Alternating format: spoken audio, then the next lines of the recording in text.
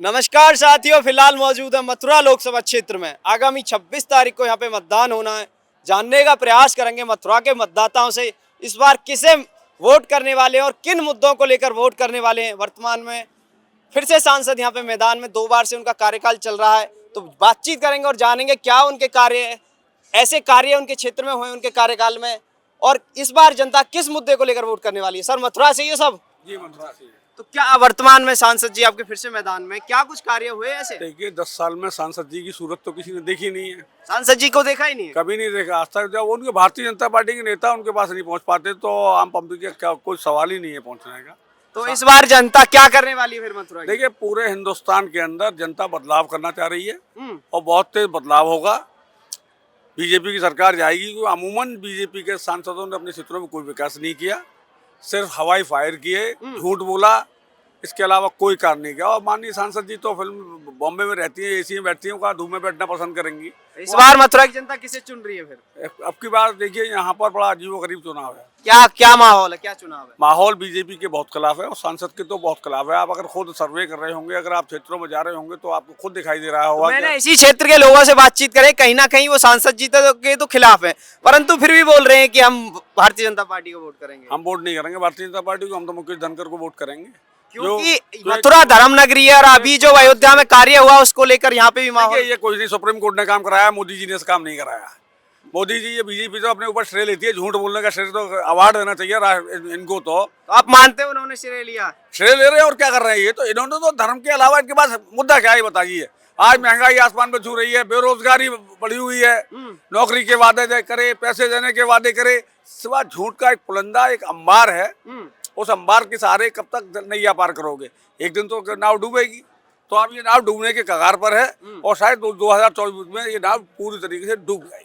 तो परिवर्तन कहाँ से शुरू हो रहा? मथुरा से? ईश्वर ने चाहा कान्हा की इस नगरी, बांके बिहारी की नगरी से ही परिवर्तन की शुरुआत करेंगे। परिवर्तन की शुरुआत? हाँ जी सर, मथुरा से ही हो? हाँ मथुरा से।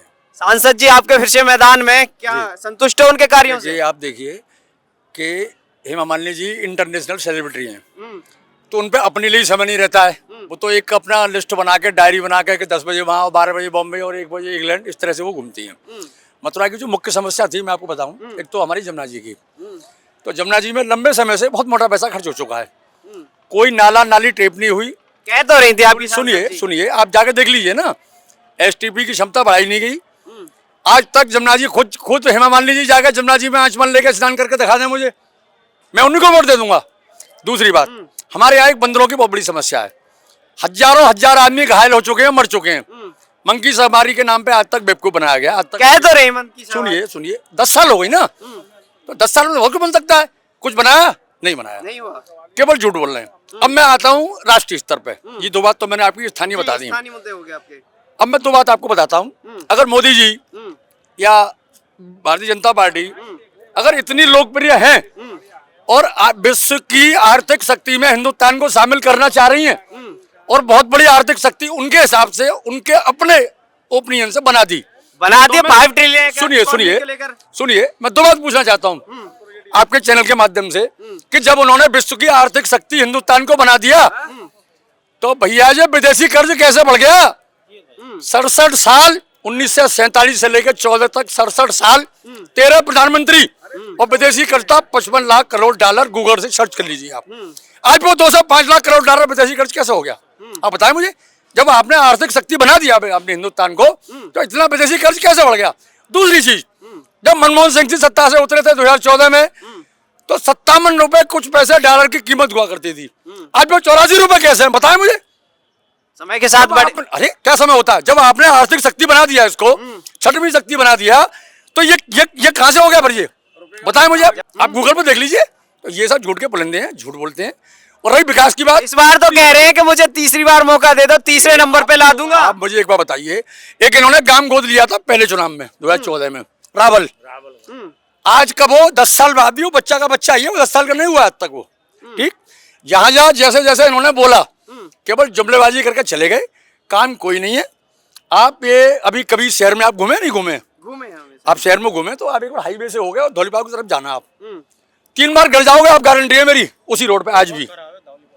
तमाम धारी रोड डैम्पियर में आप चले जाइए, तुम्हारे वो सूट सदन बना वहां आप चले जाइए, तमाम चैम्बर खोले पड़े, कोई सुनने वाला नहीं, कोई कहने वाला नहीं। कहीं जैसे समरसेबल खराब हो गया, 8 दिन पाइप पड़े हुए हैं, कोई सुनने वाला नहीं है। तो आपकी समस्या, आप इतनी समस्या आपके क्षेत्र में, फिर भी मथुरा की जो मथुरा लोकसभा हो या विधानसभा हो, भारतीय जनता पार्टी को क्यों दे रखी है, चाहे नगर निगम स्तर देखो पर हो? ये कलयुग है, इसमें सत्य कोई सुन नहीं रहा है, झूठ का बोलबाला है, इसलिए चुन रहे हैं इनको जो जनता को गुमराह कर देते हैं। कुछ चुनिंदा लोग हैं, हम तो गुमराह नहीं कर सकते, हम तो उसी व्यक्ति को वोट करेंगे जो मथुरा का विकास करेगा। कौन करेगा इस बार मथुरा का विकास? मुकेश धनगर, कांग्रेस को लाइए और देश को बचाइए, कांग्रेस को लाइए और देश को बचाइए और इनको भगाइए। कांग्रेसी प्रत्याशी इस बार स्थानीय स्तर पे? अरे हमारा कार्यकर्ता है, कार्यकर्ताओं को पहली बार जो है टिकट मिली है यहाँ से। हमारे जितने भी कार्यकर्ता जितने भी हैं अपने पार्टी के या और जो लोग हैं आम लोग हैं वो सब खुश है कि भाई आम आदमी को टिकट तो दिया।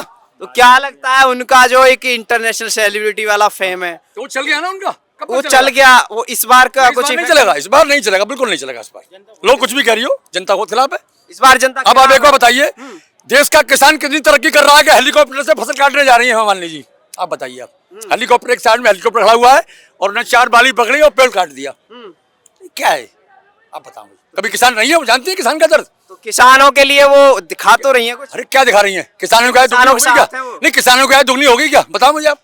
2 करोड़ रोजगार मिल गए क्या, 15 लाख मिल गए क्या, बताओ ना मुझे। MSP पे कानून लागू हुआ, यही मुख्य मुद्दे इस बार भारतीय जनता पार्टी का। और क्या, बिल्कुल। अरे आप तो खुद देखा होगा, आप तो पत्रकार हैं कि दिल्ली में किस तरह से कील गाड़ के बाउंड्री बना के किसानों को रोका गया। अरे आपको एक चीज बताइए, आप किसानों के हित में कानून बना रहे हैं तो किसान संगठन के प्रतिनिधि उसमें समन्वय समिति में मौजूद क्यों नहीं थे? भाई कानून आप पूरे देश के लिए बना रहे हो और आपने चुपचाप 4-5 आदमियों ने कानून बना दिया आपने, क्यों? अरे किसानों को साथ में लेते आप, किसानों को भरोसे में आप लेते तो 1 साल आंदोलन नहीं होता। दूसरी चीज, जब संसद में नरेंद्र सिंह तोमर जी जो कृषि मंत्री थे उनसे पूछा गया कि किसान आंदोलन में कितने आदमी मरे, तो वो कहते हैं मुझे नहीं मालूम, 700 से ऊपर आदमी मर गया, उनको मालूम ही नहीं है। सर जुमलेबाजी पार्टी है, कुछ नहीं। पार्टी जुमलेबाजी कर रही है, बिल्कुल टोटल A to Z सब जुमलेबाज हैं, कहीं कोई वर्क नहीं है, जीरो, कोई काम किसी प्रकार का नहीं है। तो अभी किसानों को लेकर, अभी जब भारत रत्न की वो हुई थी माननीय स्वामीनाथन जी और चौधरी चरण सिंह जी को वो दिए गए, तो किसानों की पार्टी थी RLD, डिलीवरी हो गई भाई साहब, RLD वो उनमें फिर। अरे भारत रत्न की तो हम डिलीवरी कर दिए ना, घर पे पहुंचा रहे हैं। आप देखिए भारत रत्न को घर घर लेके जा रहे हैं। भारत रत्न, सुनो, माननीय राष्ट्रपति जी खड़ी हुई हैं और प्रधानमंत्री जी और अडवाणी जी बैठे हुए हैं, राष्ट्रपति खड़ी हुई हैं, ये है देखिए आप। देश के सर्वोच्च नागरिक को घर जाके अवार्ड दे। हाँ वो हम डिलीवरी कर रहे हैं, कोरियर कंपनी बन गई बीजेपी, तो हम डिलीवरी कर रहे हैं।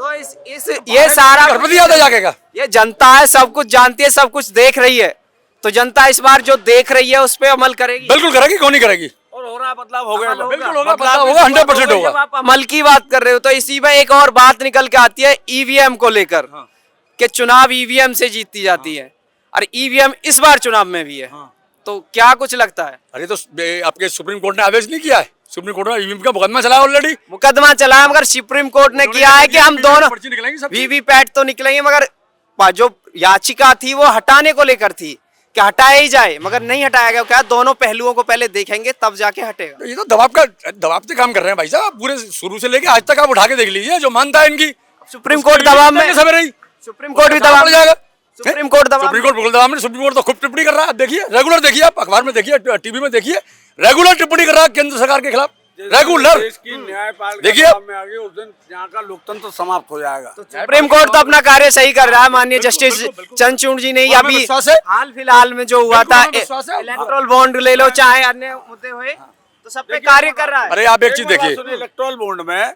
पूरी दुनिया हिंदुस्तान के अंदर उन्होंने एक उद्यम मचाया और सब सम्मान करते हैं गाय का, और सबसे ज्यादा 250 करोड़ रुपया बीफ सप्लाई करने वाले जो इनके यार हैं उनसे इलेक्ट्रल बॉन्ड में लिया गया। कोविड वैक्सीन वालों से पैसा लिया गया, सब पैसे ही पैसा लिया। जब सत्ता से हटेंगे, जब इनकी असली औकात सामने आएगी, कितने बड़े घोटाले पैसा लिया गया है, खुलेगा। अभी तो लोगों को ईडी पहुंच गई, दो चार जिसको चाहे ईडी भेज दिया, जिसको चाहे उठवा लिया, आखिर कब तक भेजोगे यार? एक दिन तो सबको जाना है। अब जब सत्ता परिवर्तन होगा तो जो अभी सरकार जो कर रही है इन सब पे जांच बैठेगी। बचेंगे एक भी नहीं, बचेगा एक भी नहीं, कोई नहीं बचेगा जांच के दायरे में। जिन्होंने व्यवस्था के साथ खिलवाड़ किया है, जिन्होंने संविधान के साथ खिलवाड़ किया है, जिन्होंने लोकतंत्र के साथ खिलवाड़ किया है, अगर कांग्रेस की सरकार आई तो सबको हिसाब देना पड़ेगा, इस बात की गारंटी देता हूं।